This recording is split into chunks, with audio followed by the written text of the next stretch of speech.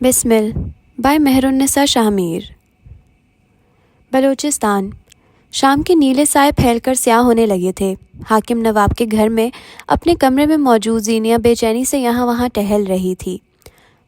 بس چند دن بعد ہی تو اسلام آباد سے ایک سیاحتی گروپ اس کے شہر آ رہا تھا۔ اسے ابا کی اجازت نہیں چاہیے تھی، اسے بس کسی طرح اس گھر سے نکلنا تھا۔ زینیہ کے پاس ہمیشہ چور دروازے ہوتے ہیں۔ پلنگ پہ نیم دراز کونج اپنے موبائل پہ کچھ دیکھ رہی تھی۔ یہ موبائل ہی تو اس کی کل متاع تھا، اور یہ بیڈ اس کا سگنل زون۔ ہر کمرے میں ایک ایسا کونا ضرور ہوتا ہے جہاں آپ کا انٹرنیٹ تیز چلتا ہے۔ پلنگ کا دایاں حصہ اس گھر کا وہی کونا تھا۔ اسپیکر سے کسی کی بھاری مردانہ آواز گونج رہی تھی۔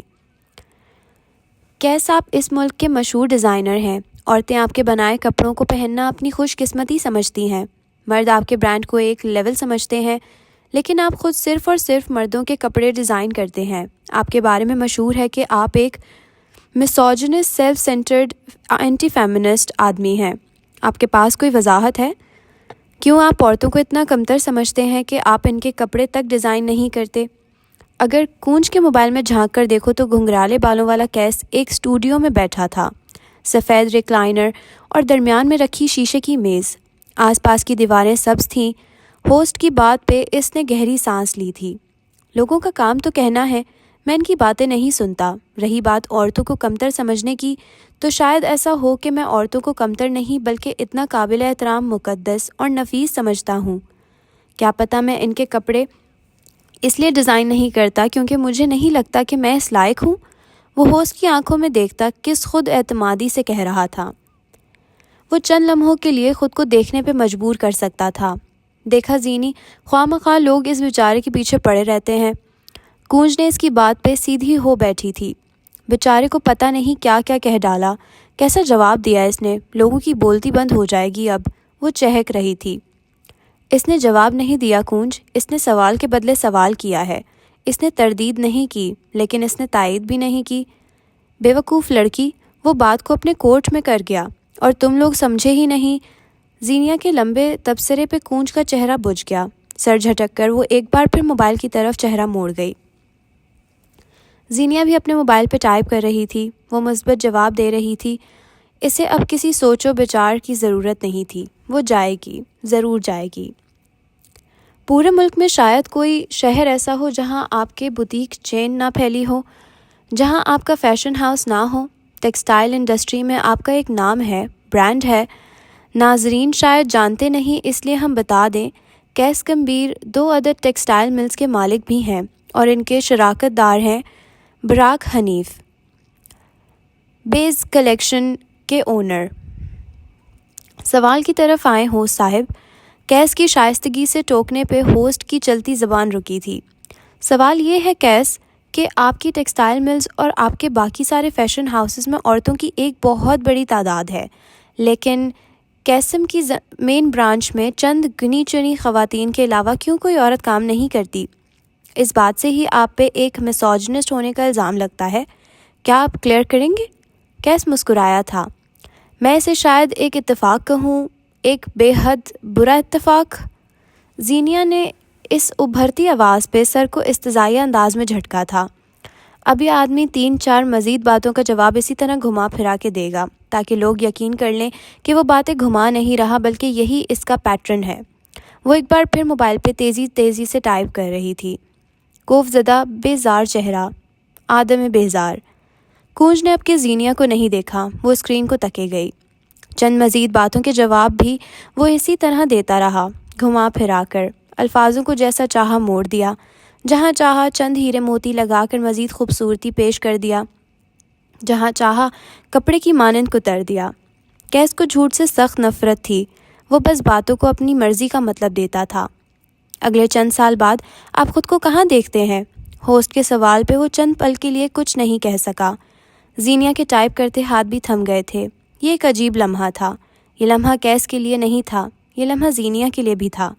اگر سننا چاہو تو یہ لمحہ تمہارے لیے بھی ہے۔ چند پل خاموشی۔ کیس نے مسکرا کر کیمرے کو دیکھا۔ زینیہ نے آسودگی سے آنکھیں موند لیں۔ چند لمحے بیتے، چند ساعتیں گزری، اور پھر دونوں نے بیک وقت ایک ہی طرح کی توانائی سے ایک ہی جیسا جواب دیا تھا، بلندیوں کی سمت، کیونکہ مجھے اسی لیے بنایا گیا ہے۔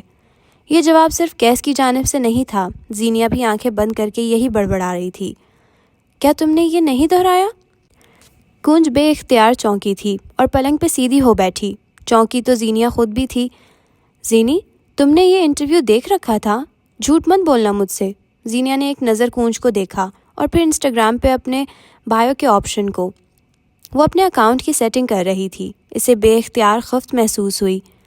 میں نے نہیں سن رکھا، میں نے تو اس آدمی کو بھی نہیں جانتی۔ وہ واقعی سچ کہہ رہی تھی۔ اس کے چہرے پہ ہلکی سی حیرانی بھی تھی۔ تو پھر تمہیں کیسے پتہ یہ کیا کہنے والا تھا؟ کونج بات کی تہہ تک پہنچے بغیر کیسے خاموش ہو جاتی؟ زینیا بار بار کچھ ٹائپ کرتی اور پھر الجھ کر مٹا دیتی۔ لمبی سفید انگلیاں بے چین تھیں۔ I don't know, it just happened۔ کونج خاموش ہو گئی تھی۔ زینیا کی انگلیاں حرکت میں آ گئیں۔ نہ جانے کیوں کس خیال کے تحت اس نے بایو میں لکھ ڈالا، بلندیوں کی سمت، کیونکہ مجھے اسی لیے بنایا گیا ہے۔ اسلام آباد۔ کمبیر محل میں سناٹا تھا۔ سارے لوگ شاید سونے چلے گئے تھے۔ ایسے میں دوسری منزل کی راہداریوں میں کوئی ہیولا سا چلتا دکھائی دے رہا تھا۔ سلک کے نیلے شب خوابی کے لباس میں ملبوس گھنگریالے بالوں والے مرد نے فون کان سے لگا رکھا تھا۔ دوسری جانب اس کی سیکرٹری تھی، حدیبہ نواز۔ میں نے پورا انٹرویو سنا ہے سر۔ مجھے نہیں لگتا کہ اس میں کوئی کنٹروورشل بات ہے، بلکہ میں تو بے حد خوش ہوں۔ عورتوں کے متعلق آپ کی رائے؟ میری رائے عورتوں کے بارے میں آج بھی وہی ہے۔ عورتیں ایک نخرے باز، کم عقل اور ڈرامے باز مخلوق ہوتی ہیں، جن کو اگر کام پہ رکھو تو آئے دن نئے بہانے ساتھ لاتی ہیں۔ ان پہ لگا نازک کا اسٹیکر انہیں کام کرنے نہیں دیتا، وہ کہتے ہوئے راہداریوں میں مڑتا جا رہا تھا۔ سلک کا لباس ساتھ ساتھ لہرا رہا تھا، ماتھے پہ شکن، انداز میں ناگواری تھی۔ پھر آپ نے انٹرویو میں جو کچھ کہا، کیا وہ جھوٹ تھا؟ حدیبہ کو صدمہ ہی تو لگا تھا۔ کیس کبھی جھوٹ نہیں بولتا، کیس باتوں کو اپنی مرضی کے رنگ دیتا ہے۔ اگر آپ کو عورتوں سے اتنی نفرت ہے تو پھر آپ نے مجھے نوکری پہ کیوں رکھا؟ حدیبہ خفا تھی۔ تمہیں تمہارے مردانہ نقوش کی وجہ سے رکھا ہے۔ حدیبہ کم حبیب زیادہ لگتی ہو۔ اس نے کہتے ساتھ کال کاٹ دی تھی۔ یقیناً حدیبہ اب اگلے 4 روز ایک ایک کو پکڑ کر اپنی خوبصورتی کے چرچے کروائے گی۔ راہداریوں میں گزرتے ہوئے کیس ایک جگہ رکا تھا۔ وہ مہدی کے کمرے کا دروازہ تھا۔ ایک گہری سانس فضا میں خارج کرتے ہوئے اس نے لکڑی کا بھاری دروازہ دھکیلا تھا۔ کمرہ اے سی کی ٹھنڈک سے یخ ہو رہا تھا۔ کیس نے بے اختیار جھرجھری لی تھی۔ نیلی روشنی میں اس نے بیڈ کی سمت دیکھا۔ مہدی اوندھے منہ بیڈ پہ لیٹا تھا۔ کیس قدم قدم چلتا آگے آیا تھا۔ بیڈ کے قریب پہنچ کے اس نے سائڈ ٹیبل پر رکھا اے سی کا ریموٹ اٹھایا، بٹن دبا کر ٹھنڈک کم کی۔ اب کہ اس نے بیڈ پر پڑی ٹیبلٹس دیکھیں، وہ ثابت تھیں، ان میں سے ایک گولی بھی نہیں کھائی گئی تھی۔ یکدم کیس نے اپنے ماتھے کو چھوا، پھر جھک کر نیلی روشنی میں نیلے پڑتے مہدی کے ماتھے پہ ہاتھ رکھ کر دیکھا۔ اس کا ماتھا ٹھنڈا تھا، برف جیسا۔ کیس نے اسے سیدھا کر کے لٹایا، پھر گھٹنے کے بل اس کا قریب آ کر بیٹھا اور ایک بار پھر اس کا ماتھا چھو کر دیکھا، ساتھ گردن۔ وہ ٹھنڈا پڑ رہا تھا، برف جیسا ٹھنڈا۔ کیس نے اپنا کامتا ہاتھ اس کے سینے کے مقام پہ رکھا اور پھر وہ اپنا ہاتھ کھینچ نہیں سکا۔ اس کے دل کی دھڑکن ساکن تھی، خاموش، نل، کوئی شور نہیں، کوئی آواز نہیں۔ اس کا دل بند ہو چکا تھا، جسم ٹھنڈا پڑ چکا تھا، آنکھیں ایسے بند تھیں جیسے کوئی مردہ۔ کیس نے آہستگی سے اپنا ہاتھ پیچھے کیا، آنکھیں نیم مردہ ہو گئی تھیں۔ ایک پل کے لیے وہ سانس نہیں لے سکا۔ آہستگی سے پیچھے ہوتے ہوئے وہ بیڈ گراؤنڈ کے ساتھ لگ چکا تھا۔ آنکھیں اب بھی مہدی کے وجود پہ جمی تھیں۔ اس کے جسم میں کوئی جنبش نہیں ہوتی تھی۔ کیس نے دونوں ٹانگیں اوپر کر کے گھٹنے سینے سے لگا لیے، گھنگریالے بال بکھر گئے تھے۔ مہدی مر گیا، ابا مہدی مر گیا، وہ آہستہ آہستہ دہرا رہا تھا۔ 32 سالہ مرد 3 سالہ بچے کی مانند دہرا رہا تھا، خوف سے، بے یقینی سے، بے بسی سے۔ مہدی مر گیا۔ تم مر نہیں سکتے مہدی، میں تمہیں مرنے نہیں دے سکتا۔ یکدم اسے جیسے ہوش آیا تھا۔ اس نے آگے بڑھنا چاہا، لیکن اسی لمحے بیڈ کے اوپر رکھا شیشے کا گلاس زمین پر گر کر چھناکے سے ٹوٹا اور اسی لمحے کیس ساکت ہو گیا۔ ساری دنیا کی آوازیں بند ہو گئیں، سارے مناظر دھندلے ہو گئے۔ ایسی ہی آوازیں اسے اکثر حال سے ماضی میں لے جایا کرتی تھیں۔ اور کیس کا ماضی بہت برا تھا۔ لاشیں، خون، چیخیں، پھیلتی دور تک جاتی آگ۔ اس کے ابا اماں وہ مر رہے تھے۔ کیس انہیں بچانا چاہتا تھا لیکن وہ ساکن تھا۔ اس کا وجود جمود کا شکار تھا۔ کیس نے اپنے خاندان کے ایک اور فرد کو کھو دیا تھا۔ بلوچستان گوادر۔ سمندر کی نم ہواؤں نے سارے میں اپنی چھایا بچھا رکھی تھی۔ حاکم نواب کے گھر میں اس وقت زینیا کچن میں کھڑی چائے بنا رہی تھی۔ اس نے گہرے نارنجی رنگ کا لگھا پہن رکھا تھا، بھاری کام والا۔ بال لمبی چٹیاں میں کس کے باندھ رکھے تھے، سنہری آنکھیں چمک رہی تھیں۔ چائے ابل کر ختم ہونے کو تھی جب اس نے ساس پین نیچے اتارا۔ وہ دنیا جہاں کے کھانے بنا سکتی تھی لیکن چائے نہیں۔ وہ اتنی بری چائے بناتی تھی جسے پی کر خود ہی تھوک دے۔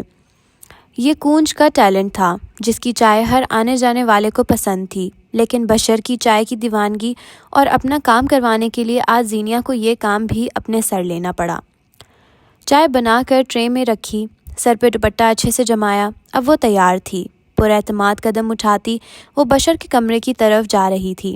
دروازے کے باہر رک کر اس نے دستک دی اور پھر جواب کا انتظار کیے بغیر اندر چلی آئی۔ یہ کمرہ کافی بڑا تھا۔ کمرے کے ایک کونے میں ڈبل بیڈ تھا اور اس کے سامنے والی دیوار کے ساتھ الماری رکھی تھی۔ ایک جانب لمبے بڑے اسپیکر رکھے تھے جو شاید کسی دور میں چلائے گئے ہوں۔ کمرے کے ایک کونے میں میز اور کرسی رکھی تھی جس پہ بیٹھ کر بشر اپنا کام کیا کرتا تھا۔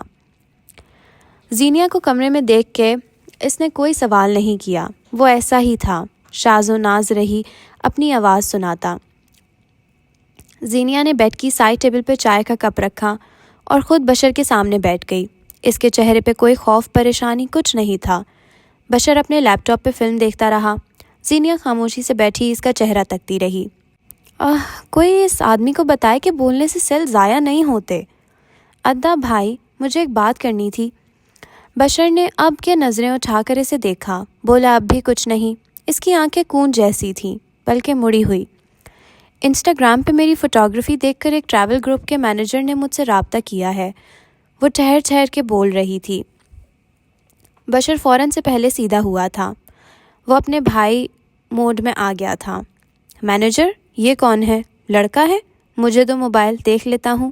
وہ فوراً سیدھا ہوا، بس آ گیا وہ مشرقی مردوں والی جلد بازی پہ۔ ادا پوری بات تو سن لو۔ لڑکی ہے مینیجر، بات ہوئی ہماری، ان کا گروپ 3 دن بعد گوادر آ رہا ہے۔ وہ چاہتے ہیں میں ان کے لیے فوٹوگرافی کروں، 40,000 دیں گے۔ تم ابا سے بات کر لو، بس 3 دن کا کام ہے۔ اور نہ بول دو فوراً، بلکہ یہاں دو اپنا موبائل، میں خود نہ بول رہا ہوں۔ بشر 2 ٹوک انداز میں بولا تھا۔ اس کا چہرہ بے حد سنجیدہ ہو گیا تھا۔ مجھے فرق نہیں پڑتا 40,000 دیں یا 40 لاکھ، لیکن ابھی میں اتنا بے غیرت نہیں ہوا کہ تم غیر مردوں کی تصاویر کھینچو۔ ابا سے پہلے تو میں منع کر رہا ہوں۔ اس کا چہرہ سرخ ہوتا جا رہا تھا۔ کاش ہمارے مرد غیرت کا اصل مفہوم سمجھ لیں۔ تم میرے ساتھ چلنا ادا، بس ہر روز 2 گھنٹے کا کام ہوگا اور بس۔ مجھے پیسوں کی ضرورت ہے ادا، بات کو سمجھو۔ زینیا اب زور دے کر کہہ رہی تھی۔ زینیا، میں نہ کہہ چکا ہوں، نہ سمجھ نہیں آ رہی؟ اب کے بشر ذرا سختی سے بولا تھا۔ یہاں کونج ہوتی تو اس کی جان ہوا ہو جاتی، لیکن زینیا ڈھیٹ تھی۔ پتھر اپنی جگہ سے ہل سکتا تھا لیکن وہ نہیں، سو وہ ڈٹی رہی۔ غضب خدا کا، اب تم میرے سامنے غیر مردوں کی تصویر کھینچو گی اور میں بے غیرتوں کی طرح کھڑا رہوں؟ پتہ نہیں کیسے لوفر لڑکے آ رہے ہوں گے۔ اس نے ہاتھ جھلایا، سخت غصہ آ رہا تھا اسے۔ تمہیں مجھ پہ اعتبار ہے کہ نہیں؟ آج تو اپنا شہر ہے ادا، کل میں کسی اور شہر پڑھنے جاؤں گی۔ تم نے کہا تھا تم مجھے افسر بناؤ گے، تم تو ابھی سے منع کر رہے ہو۔ وہ رہان سی ہوئی۔ زینی، میں نے نہ بول دیا، مطلب نہ ہو گیا، اب جاؤ یہاں سے، تنگ مت کرو۔ بشر نے گویا بات ختم کر دی ہو۔ چہرہ اب بھی سرخ تھا۔ زینیا کو انسٹاگرام کی اجازت دے کر ہی غلط کر دیا تھا۔ زینیا چند لمحے سے دیکھتی رہی۔ اس کا ذہن ایک چلتی پھرتی مشین تھا۔ وہ اٹھی، ایک اچٹتی سی نگاہ بشر پہ ڈالی۔ ابا تمہارا رشتہ طے کر رہے ہیں، بدلے میں کون وہاں جائے گا تم جانتے ہو۔ الفاظ سیسے کی مانند چبھے تھے بشر کو۔ وہ اپنی جگہ شل رہ گیا تھا، لب ہلکے وا تھے۔ ایک وقت وہ تھا جب تم نے لالا رخ کے لیے اسٹینڈ نہیں لیا، اور آج تم میرے لیے اسٹینڈ نہیں لے رہے۔ تم صرف محبت میں ناکام مرد نہیں ہو ادا، تم ہر تعلق میں ناکام ہو۔ بشر کے دل پہ گویا کسی نے انگارے ڈال دیے ہوں۔ وہ تڑپ کر رہ گیا تھا۔ آنکھیں ضبط سے سرخ ہوئیں، ناکام ادھوری محبت نے ایک بار پھر سر اٹھایا۔ دل زخم ہو گیا تھا، اس نے زور سے دانت بھینچ لیے تھے۔ جب جانا ہو بتا دینا، میں ساتھ آؤں گا۔ چوکھٹ پہ زینیہ تھم گئی تھی، لب تلخی سے مسکرائے تھے۔ ایسے تو پھر ایسے ہی صحیح، اس کے گھر کے مردوں کو اس کے دل کی پرواہ نہیں تھی تو وہ کیوں کرے؟ اس نے بھی وہیں وار کیا تھا جہاں سب سے زیادہ چبھن ہو، کسی کی ادھوری محبت۔ اگلے چند لمحات میں وہ چوکھٹ پار کر گئی تھی۔ اس کے پیچھے بشر نے خود سے ایک بار وہی عہد دہرایا تھا، 1000 بار موقع آئے گا تو میں 1000 بار اس کے لیے سٹینڈ نہیں لوں گا۔ اگر میں اس کے لیے کھڑا ہو جاتا تو وہ ڈھہ جاتی۔ اس نے آنکھیں بند کر لیں۔ شاید اسے ڈھیر سارا رونا تھا، شاید ضبط کرنا تھا، وہ کہاں کچھ بتاتا تھا۔ اسلام آباد۔ بیڈ کے ساتھ جڑ کر بیٹھا کیس تہی دامن تھا۔ وہ اب تک شوق تھا، اب تک ماضی میں تھا۔ آگ کے بھڑکتے گولے، لاشیں، خون، اس کا خاندان سب آنکھوں کے سامنے گھوم رہا تھا۔ گھٹنے سینے سے لگائے بیٹھا وہ الگ دنیا میں تھا۔ اسی لمحے مہدی کے وجود میں جنبش ہوئی تھی۔ اس نے کلس مندی سے کروٹ بدلی تھی۔ کیس اب بھی اپنے حواسوں میں نہیں تھا، وہ حال میں نہیں تھا۔ ماضی، وہ ظالم ماضی کے گرد اب میں چکر کاٹ رہا تھا۔ آگ، خون، لاشوں سے بھرا ماضی۔ مہدی نے ہلکی سی آنکھیں کھولیں۔ اس نے کیس کو اپنے سامنے بیٹھے دیکھا۔ مندی آنکھیں لیے وہ صورتحال سمجھنا چاہ رہا تھا۔ کیس اس وقت اس کے کمرے میں، اس کے بیڈ پہ بیٹھا تھا۔ کیوں؟ اس کا دماغ اب پوری طرح بیدار نہیں ہوا تھا۔ آگ، خون، لاشوں کے ماضی میں کبھی آگ سبت لے جاتی، کبھی لاشوں کی تعداد۔ وہ بس آنکھیں پھاڑے بیٹھا تھا، ہر حرکت سے عاری، بے جان، بے سانس۔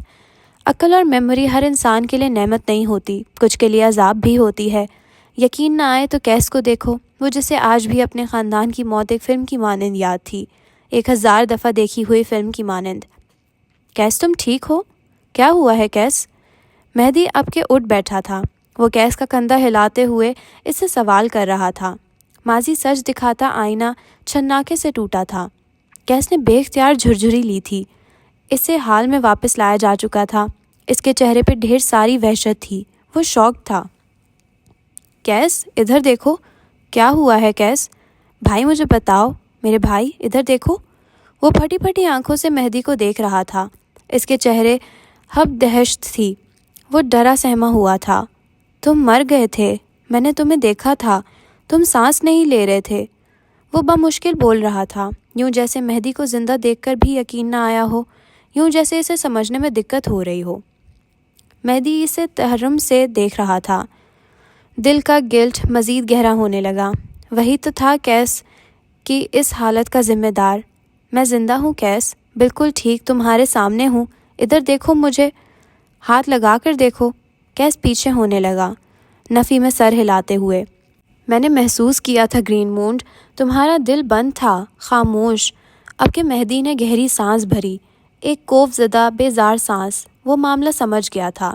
اس نے کیس کا ایک ہاتھ پکڑ کر اپنے دل کے مقام پہ رکھا۔ کوئی شور نہیں، ساکن، خاموش، کوئی آواز نہیں۔ کیس نے اپنا ہاتھ کھینچنا چاہا، جسے مہدی نے ناکام بتاتے ہوئے اب اس کا ہاتھ اپنے سینے پہ بائیں جانب رکھا۔ دھڑکن زور و شور سے چل رہی تھی، دھک دھک کی آوازیں کیس کو اپنے ہاتھ پہ محسوس ہوئی، اور اب کہ اس نے بھی کراہ کر آنکھیں میچ لی تھیں۔ کندھے ڈھیلے پڑ گئے تھے۔ ڈیکسٹروکارڈیا۔ مہدی نے زور دے کر یہ لفظ ادا کیا۔ ایک طبی حالت جس میں انسان کا دل اس کے سینے میں بائیں کی بجائے دائیں جانب ہوتا ہے۔ دنیا میں 1% سے بھی کم انسان ہوتے ہیں جن کا دل ان کے سینے میں بائیں کی بجائے دائیں جانب ہوتا ہے۔ کیس ٹکر ٹکر اس کا چہرہ دیکھتا رہا، البتہ وہ سنبھل چکا تھا۔ چند گہری سانسیں لے کر خود کو پرسکون کیا۔ مہدی نے پانی کی بوتل اس سے تھمائی، وہ گھٹا گھٹ سارا پانی پی گیا۔ اندر کی آگ ذرا تھم سی گئی، جلتی روح کو قرار آنے لگا تھا۔ البتہ مہدی جانتا تھا اب اگلے کئی دن کیس غائب دماغ رہے گا، اگلے کئی دن وہ مہدی کے ساتھ اپنا رویہ مزید برا رکھے گا۔ چند پل بعد کیس وہاں سے جا چکا تھا، نیلی روشنیوں والا کمرہ اندھیرا کر کے۔ اپنے بیڈ پہ سیدھے لیٹے مہدی کی آنکھوں سے نیند کوسوں دور تھی۔ اس کا شوخ کمرہ اس کی اداسی سے اداس تھا۔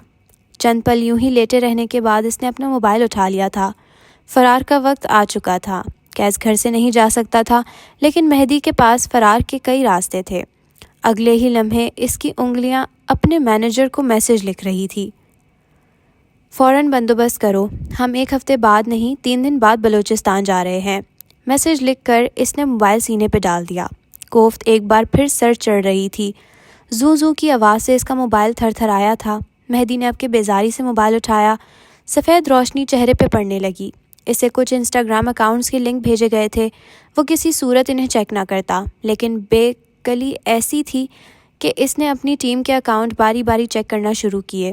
فوٹوگرافر کے لیے کسی اسکائز آرنٹ دا لمٹس کا اکاؤنٹ مینشن تھا۔ مہندی نہ چاہتے ہوئے بھی مسکرا دیا تھا۔ جو کوئی بھی تھا، اس نے اچھے خاصے کوٹ کو اپنے رنگ میں ڈھال دیا تھا۔ اس نے اکاؤنٹ کھولا۔ بایو میں چھوٹا سا زینیا خانم لکھا تھا۔ نائس نیم۔ وہ سراتے ہوئے اب اس کی فیڈ چیک کرنے لگا تھا۔ آسمان، پرندے، درخت، چھوٹے معصوم بچے، گرتا ہوا پانی، کڑھتی ہوئی چائے، کتابیں، لائٹس، بلا شبہ اس نے ہر ایک چیز کی ایک بے مثال تصویر اتاری تھی۔ چند ایک منٹ میں وہ سارے کا سارا اکاؤنٹ اسکرول کر چکا تھا۔ چلو وقت ضائع نہیں ہوا۔ تصاویر ختم ہو گئیں تو اب اس نے موبائل ایک طرف رکھا اور سونے کے لیے لیٹ گیا۔ زینیا حاکم، نائس نیم، ایک بار پھر اعتراف کر کے اس نے آنکھیں بند کر لی تھیں۔ وہ سونا چاہتا تھا۔ اگلا دن کیس کی شیشوں والی عمارت اپنی شان سے کھڑی تھی۔ بادلوں کا نیلا سایہ جب شیشوں پہ پڑتا تو شیشے نیلے ہونے لگتے۔ پہلی منزل ویسی ہی تھی، پرشور، مصروف، بے صبر۔ البتہ دوسری منزل آج قدرے پرسکون تھی، گنگناتے، مسرور امپلائیز۔ تیسری منزل پہ کیس کا آفس تھا۔ سرمئی اور نیلی دیواریں کیس کو کام کرتے ہوئے دیکھ رہی تھیں۔ اس کا آفس صاف اور کشادہ تھا۔ نیلی دیواریں جن پہ مختلف پینٹنگز ٹنگی تھیں۔ ایک جانب کتابوں کا ریک، کیس کے دائیں طرف والی دیوار پہ گلاس وال تھا۔ یہاں سے سارا شہر نظر آتا تھا۔ کیس کا پسندیدہ اسپاٹ تھا۔ وہ سفید ڈریس شرٹ میں ملبوس تھا، کوٹ اسٹینڈ پہ لٹکا رہا تھا، گھنگرالے بال ماتھے پر گر رہے تھے۔ گندمی رنگت شیشوں سے آتی دھوپ کی وجہ سے دمک رہی تھی۔ اس کے ہاتھ میں پینسل تھی، سامنے ڈھیر سارے پنے جن پہ اس نے شاید کوئی خاکہ بنایا تھا، لیکن پسند نہیں آیا۔ ایسے ہی کچھ کاغذات زمین کی نظر ہوئے پڑے تھے۔ ڈسٹرب لفظ اس کی اس حالت کے لیے چھوٹا تھا۔ دفتن دروازے پہ دستک ہوئی۔ صاف ستھری رنگت اور لیڈیز ٹوپیز میں ملبوس حدیبہ اندر آئی۔ اس نے بال جوڑے میں باندھ رکھے تھے، کس کے باندھا گیا جوڑا۔ پیروں میں سیاہ ہیلز تھیں۔ چہرہ پرسکون سا تھا۔ وہ اچھی دکھتی تھی۔ براق سر آئے ہیں باس، آپ سے ملنا چاہتے ہیں۔ کم از کم انسان ایسے مشینے انداز میں نہیں بولتے ہوں گے۔ اگر وہ اندر آیا تو تم فائرڈ ہو۔ کیس نے سر نہیں اٹھایا۔ اگر آپ مجھے فائرڈ کر دیں تو میری زندگی کے آدھے غم ختم ہو جائیں گے۔ پلیز یہ نیک کام ضرور کیجیے گا۔ وہ بول کر باادب سی ہٹ گئی۔ قسیم میں آپ کیس سے کچھ بھی کہہ سکتے ہیں، کیس، باس، بڈی، جو آپ کا دل چاہے، لیکن اگر قسم میں آپ نے کیس کی مرضی کا کام نہیں کیا تو پھر جو کیس کا دل چاہے۔ مرحبا حبیبی، ایک چہکتی خوشگوار آواز پہ کیس نے کوف سے آنکھیں بند کر لی تھیں، لیکن نو وارد کو جیسے فرق ہی نہ پڑا ہو۔ مسکراتے ہوئے اس نے قدم اندر رکھا، بغیر جرابوں کے سفید اسنیکرز، دھاری دار سلیکس۔ اب نظر اٹھا کر دیکھو تو اس نے سفید گول گلے والی شرٹ کے اوپر دھاری دار کوٹ پہن رکھا تھا۔ وہ مناسب قد کاٹ کا آدمی تھا۔ رنگت سانولی تھی، گہری سانولی، بال سیاہ سیدھے۔ اس کی آنکھیں عربی تھیں۔ وہ آدھا عرب تھا۔ اس کی ماں عرب تھی اور باپ پاکستانی۔ تم سے ملے صدیاں بیت گئی تھیں، سو میں نے سوچا ملاقات کا صد باب کیا جائے۔ اس کے لہجے میں عربی عنصر آتا تھا۔ شاید اس نے زندگی کا زیادہ حصہ ماں کے ساتھ گزارا تھا۔ کیس نے گہری سانس خارج کی، پینسل کو ٹیبل پہ رکھا، آنکھیں براق کے چہرے پہ گاڑ دیں۔ روسی کہاوت ہے، ملاقات کی 2 ہی شرطیں ہوتی ہیں، خون ملتا ہو یا پھر خیالات۔ کیا پتہ ہمارا خون ملتا ہو؟ براق جان بوجھ کر پرسرار ہوا۔ کیس مسکرا کر میز پہ آگے کو ہوا۔ میرے خاندان میں تمہیں پیدا کرنے جیسی غلطی کوئی نہیں کر سکتا، یقین ہے مجھے۔ براق نے اس کی بات کا برا نہیں منایا۔ وہ میز کے پار دوسری کرسی پہ آ کر بیٹھا، چہرہ ہتھیلی پہ گرایا۔ اگر تم مجھ سے ایسی دل دکھانے والی باتیں کرو گے تو میرا دل زخمی ہو جائے گا، اور پھر میری 10 گرل فرینڈز مل کر میری چارہ جوئی نہیں کر سکیں گی۔ وہ آدھا عرب تھا، آدھا پاکستانی، لیکن لڑکیوں کے معاملے میں وہ پورا انگریز تھا۔ چند دن قبل تک تو تمہاری 11 گرل فرینڈز تھیں، کیس کاغذ سمیٹتے ہوئے بولا تھا۔ براک نے کندھے جھٹکے، ایک سے بریک ہو گیا۔ اس نے میرے وسل بلوور والے ہیش ٹیگ کو جوائن نہیں کیا۔ تبھی اسی لمحے مجھے الہام ہو گیا، جو عورت آپ کا ہیش ٹیگ آگے نہیں بڑھا سکتی وہ آپ کے ساتھ آگے کیسے بڑھے گی؟ بریک اپ کی یہ وجہ خاصی فالتو اور بیکار ہے تمہاری طرح۔ کیسا اب لیپ ٹاپ کو اپنے سامنے کر چکا تھا، صاف اشارہ تھا کہ وہ مصروف ہے۔ یہ فالتو اور بیکار نہیں بلکہ ڈیجیٹل اور یونیک وجہ ہے، بلکہ میری طرح۔ صبح صبح کیسم میں اپنے منحوس قدم رکھنے کی وجہ بتاؤ براک حنیف، کیس نے ناگواری سے ٹوکا تھا۔ لیپ ٹاپ کی اسکرین پہ چند تصاویر ابھر رہی تھیں، مہدی کے یونان کی سیاحت کی تصاویر۔ جانے وہ کیا ڈھونڈ رہا تھا؟ چند دن قبل تم نے مجھ سے ایک فیور لی تھی، یقیناً تمہارا جوڑ جوڑ میرے احسان میں ڈوبا ہوگا۔ کندھے اس بوجھ سے تھک رہے ہوں گے، سو اب میں تمہارے کندھوں سے بوجھ کم کرنے آیا ہوں۔ کتنا خیال ہے نا مجھے لوگوں کا۔ اس کا بس نہیں چلتا تھا کہ اپنی تعریف کرتے کرتے یہیں دم توڑ دے۔ کام بولو۔ کیس تصاویر کو دیکھتے ہوئے بول رہا تھا۔ مہدی کے آس پاس بس اس کے دوست تھے، اس کی ٹیم تھی اور چند سیاح۔ کہیں بھی کچھ بھی قابل غور نہیں لگ رہا۔ تمہاری امپلائی ماریہ ظفر، وہ بی کیو پروجیکٹ میں ہمارے ساتھ کام کرے گی۔ بی کیو پروجیکٹ کیس اور براک کے درمیان طے پایا تھا، جس میں کیسم اور 20 کلیکشن کے ڈیزائنز مل کر کام کرنے والے تھے۔ یہ اس سال عید الفطر کا تحفہ تھا۔ کیس کی انگلیاں لیپ ٹاپ پہ تھم گئی تھیں۔ اس نے چہرہ اٹھا کر براک کو دیکھا، جو اپنی بڑی بڑی آنکھوں سے اسے ہی دیکھ رہا تھا۔ ماریہ تو تمہاری اس 11ویں گرل فرینڈ کی کزن ہے نا؟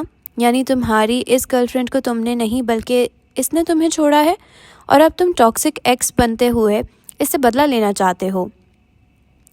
کیس اس کا پلان ڈی کوڈ کر رہا تھا اور براک کو ذرا برابر حیرت نہیں ہوئی تھی۔ تم ماریہ کے ساتھ تعلقات بڑھاؤ گے، اس سے جاب آفر کرو گے، مراعات دو گے، صرف اور صرف اس لیے کہ تمہاری ایکس اسے دیکھ دیکھ کر کرتی رہے۔ آہ براک، لعنت ہو تم پہ۔ براک نے سر کو خم دیا تھا، گویا لعنت وصول کی ہو۔ جتنی تیزی سے تمہارا دماغ چلتا ہے میرا دل چلتا ہے۔ کمبیر محل میں گھس کر رات کے سناٹے میں تمہارا دماغ چرا لوں۔ کیس نے استزائیہ نظروں سے اسے دیکھا۔ افسوس کہ تم ایسا نہیں کر سکتے، کمبیر محل میں کتوں کا داخلہ ممنوع ہے۔ اب بس براک اٹھ کھڑا ہوا تھا، کیس کو مسکراتی نظروں سے دیکھا۔ آج کے دن کے لیے اتنا ڈوز کافی ہے، تمہارے لیے بھی اور میرے لیے بھی۔ اگلی بار مل کر مزید خون جلائیں گے انشاءاللہ۔ اس نے 2 انگلیاں ماتھے تک لے جا کر سلام کیا اور پلٹ گیا۔ دروازے کے ہینڈل پہ اس کا ہاتھ رکا تھا، آنکھوں میں چمک ابھری۔ وہ بازو سینے پہ لپیٹے مڑا تھا۔ تمہیں کبھی محبت نہیں ہوئی لوسیفر؟ لوسیفر عیسائیت میں جہنم کے سب سے بڑے شیطان کو کہا جاتا ہے۔ براک کا لہجہ سنجیدہ تھا۔ کیس ٹھٹکا تھا، آنکھوں میں حیرت لیے اس نے آدھے عرب کو دیکھا۔ اونچائیوں تک جانے کے لیے تمہارے پیروں کو بیڑیوں سے آزاد ہونا چاہیے۔ محبت 4 انچ موٹی لوہے کی زنجیر ہے۔ تمہیں لگتا ہے میں خود کو قید کرواؤں گا؟ براک مسکرایا تھا، گردن جھکا کر۔ آسمان کی بلندیوں تک جانے کے لیے ایک زینہ ہوتا ہے، اور محبت اس زینے پہ لگا دیمک۔ تمہیں لگتا ہے میں ایک دیمک زدہ سیڑھی چڑھوں گا؟ براک کی آنکھوں میں اس پل عجیب سا تاثر تھا۔ وہ کیس کو بولتے ہوئے سنے گیا۔ مرد یا تو کامیاب ہو سکتا ہے یا پھر محبت کر سکتا ہے، دونوں کرے گا تو ہاتھ سے کچھ نہ کچھ پھسل جائے گا۔ محبت فینٹیسی ہے اور کیس کو فینٹیسی سے نفرت ہے۔ آخر میں اس کا لہجہ بیزار ہو گیا تھا۔ براک نے لمبی گہری سانس لی۔ اگر تم نے محبت کی ہوتی تو تم جانتے کہ مرد کا کسی عورت کے پاس بار بار جانا اور اچھے برے طریقے اپنا کر اسے حاصل کرنا ٹاکسیسٹی نہیں، محبت ہے۔ بول کر وہ دروازہ کھول کر باہر نکل گیا تھا۔ کیس نے استضاء سے سر جھٹکا۔ محبت مائی فٹ۔ نیلی دیواروں نے اس کے ساتھ سر جھٹکا تھا۔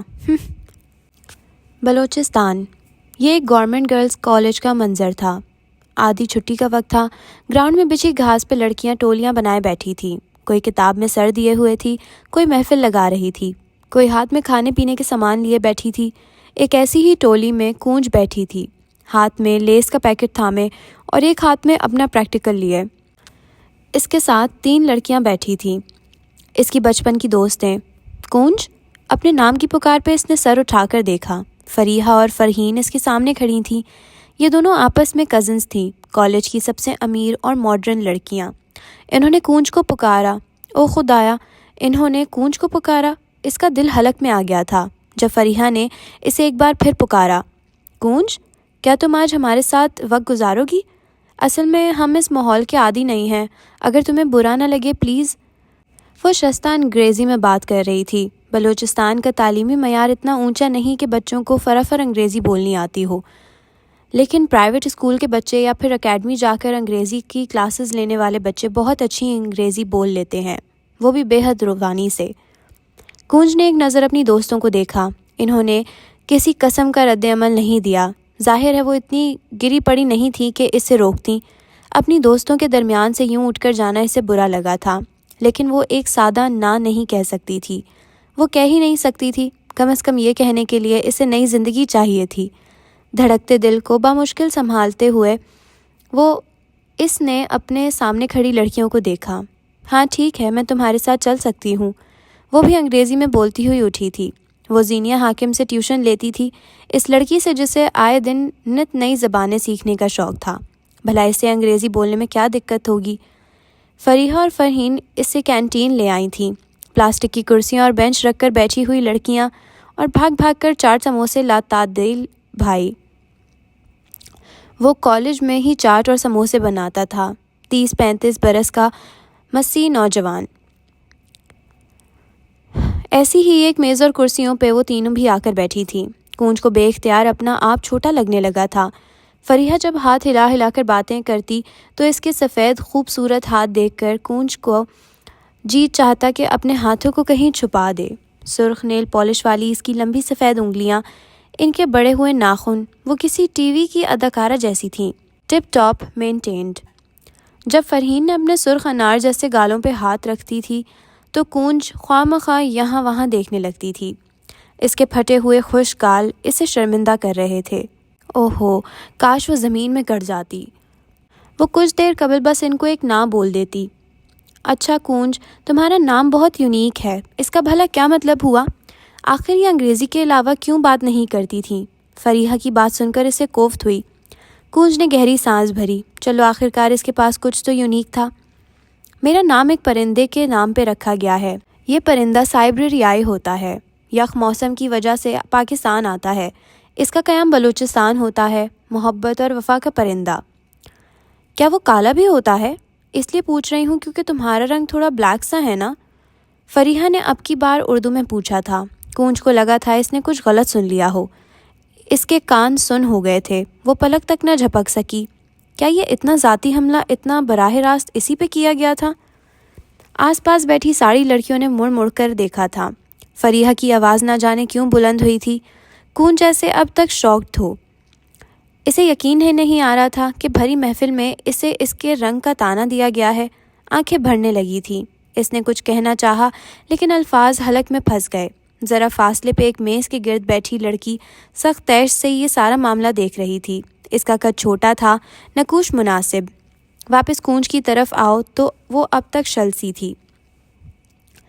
وہ بے حد خوبصورت پرندہ ہوتا ہے، اس نے بھری بھری آنکھوں سے اٹک اٹک کر بالآخر جواب دیا۔ کئی لڑکیوں نے اسے ترحم سے دیکھا تھا، کئی نے آنکھوں ہی آنکھوں میں کسی بیوٹی کریم کا مشورہ دے ڈالا۔ اب کونج کی آنکھیں جلنے لگی تھیں۔ فریحہ اور فرحین کی آنکھوں میں صاف استضاء تھا۔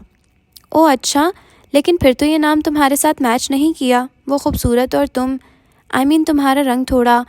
فریحہ کی بات کسی نے بیچ میں اچک لی تھی۔ اب بس اس سے برداشت نہیں ہوا تھا۔ فریحہ تم نے کہا تھا وہ سرخ اسکارف تم نے لاہور سے لیا ہے نا؟ کوئی تھی چھوٹے قد مناسب نقوش والی لڑکی جو بازو سینے پہ باندھے معصومیت سے فریحہ کو دیکھ رہی تھی۔ میں نے کہا تھا کیا مطلب؟ میں نے وہیں سے لیا ہے۔ فریحہ نے اپنی بات پہ زور دیا۔ پستہ قد لڑکی نے سر ہلایا اور اپنے بیگ کو کندھے سے اتار کر اپنا موبائل باہر نکالا۔ چند انگلیاں دبا کر اس نے ایک تصویر کھولی۔ کسی چھوٹے سے ٹھیلے کی تصویر تھی جہاں سرخ اسکارفز کا ڈھیر سجا تھا۔ ساری لڑکیاں اب انہیں دیکھ رہی تھیں۔ کون سا سموسہ، کون سی چاٹ، سب کچھ بھول گیا تھا۔ کل لنڈے بازار گئی تھی میں، ایسے ڈھیر سارے اسکارف تھے، سیم ٹو سیم۔ ویسے یار اب تم بھی کیا کرتی، باتیں اتنی بڑی بڑی، اور تمہارا اسٹائل تو لنڈے جیسا ہے۔ ایسے 4 اور اسکارف لائی ہوں، 50 کے ایک، جس کو چاہیے پیسے ساتھ لائے۔ اب سے ہم بھی فریحہ اور فرحین جیسی ڈریسنگ کریں گے۔ وہ بولنے پہ آئی تو بولتی چلی گئی، آ جاؤ کونج، ایک تمہارے لیے بھی ہے۔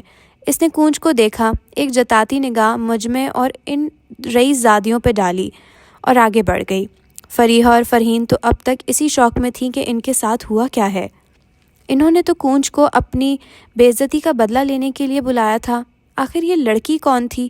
کونج اٹھ کھڑی ہوئی تھی۔ وہ اس پستہ قد لڑکی کے پیچھے نہیں گئی، اسے نہیں جانا تھا۔ وہ کس حق سے جاتی؟ نہ وہ دوست تھی، نہ وہ دشمن۔ وہ دونوں بس ایک دوسرے کو غیر مشروط فیورز دینے کی عادی تھیں۔ پستہ قد لڑکی وہی دینے آئی تھی۔ کرسی سے اٹھتے وقت کونج کے قدم لڑکھڑائے تھے، لیکن وہ رکی نہیں۔ ہاں، اسے اپنے رنگ کی وجہ سے سب کی محسوس ہوئی تھی، لیکن کسی نے آج تک محسوس کروائی نہیں تھی۔ ہاں، اس کا رنگ سانولا تھا، اس کی جلد کھردری تھی، لیکن کیا وہ یہ ڈیزرو کرتی تھی کہ یوں بیچ محفل میں اسے ذلیل کیا جائے؟ وہ تیز قدم اٹھاتی وہاں سے جا رہی تھی۔ اس کا رخ باتھ روم کی جانب تھا۔ ہر مڈل کلاس لڑکی کی طرح اسے بھی وہیں جا کر رونا تھا، ڈھیر سارے آنسو بہانے تھے۔ شام کے سائے حاکم نواب کے گھر پہ پھیلے تھے تو روشنیوں نے اپنا دم گھونٹ لیا۔ زینیہ اپنے کمرے میں بیٹھی تھی، پلنگ سے ٹیک لگائے، پیر اوپر کیے۔